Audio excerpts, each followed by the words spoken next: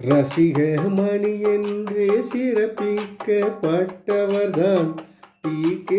சிதம்பரநாதர் என்னும் எழுத்தாளராம். வழக்கறிஞர் தொழில் செய்தே வட்ட தொட்டி எனும் பெயரில் இலக்கிய கூட்டங்கள் தமது வீட்டில் நடத்தினாராம். கடித இலக்கியத்தின் முன்னோடியாம் இவர். குற்றால முனிவர், தமிழிசை காவலர், வளர்த்தமிழ் ஆர்வலராம் டி.கே.சி. என்பவராம். இதய ஒளி கட்டுரையை இனிமையாக தந்தவராம். திருநெல்வேலியையும் கவிகளையும் தெரிந்து கொள்வோம். அவர்களின் பாடல்களை இன்றும் கேட்டு மகிழ்கின்றோம். பாரதியார் பிறந்தது எட்டயபுரம் தானே. தேசிய கவி நாயகர் தமிழ் கற்ற இடமே. எட்டயபுரத்தினிலே கடுகை மூத்து புலவராம்.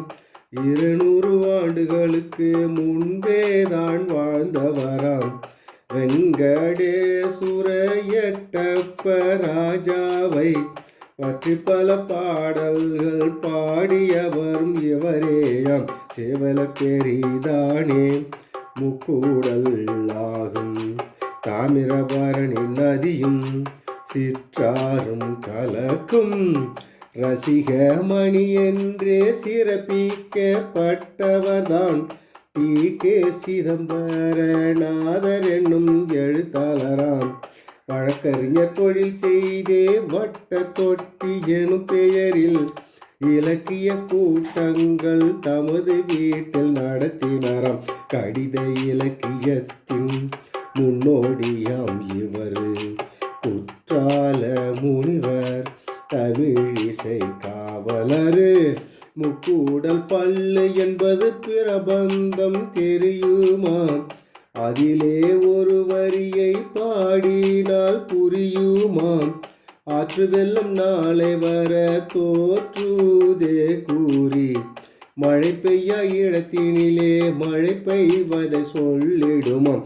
இடி முழக்கம் சங்கீதம், மின்னல் வீச்சு நடனமாம். குடியானவர்களுக்கு மழை பெய்தால் மகிழ்ச்சியாம். பல பட்டடை சொக்கநாதர் என்னும் புலவராம். நெல்லைக்கு வந்தேதான் நெல்லையப்பர் கோவிலிலே காந்தி மதித்தாயை தரிசித்தார் உரிமையாக.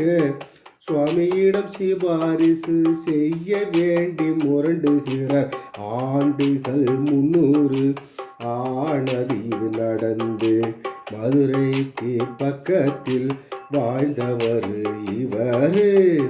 நெல்லையிலே இருந்து திருச்செந்தூருக்கு போகும் வழியில் ஆற்றுக்கு வடகரையில் சீவைகுண்டம் உள்ளதையா.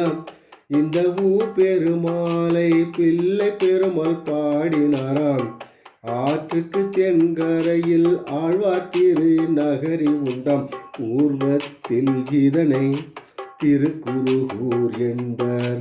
திருவாய் மொழியாம் நம்மாழ்வார் வழியாம். ரசிக மணி என்றே சிறப்பிக்கப்பட்டவர்தான் டி.கே. சிதம்பரநாதர் என்னும் எழுத்தாளராம். வழக்கறிஞர் தொழில் செய்தே வட்ட தொட்டி எனும் பெயரில் இலக்கிய கூட்டங்கள் தமது வீட்டில் நடத்தினாராம்.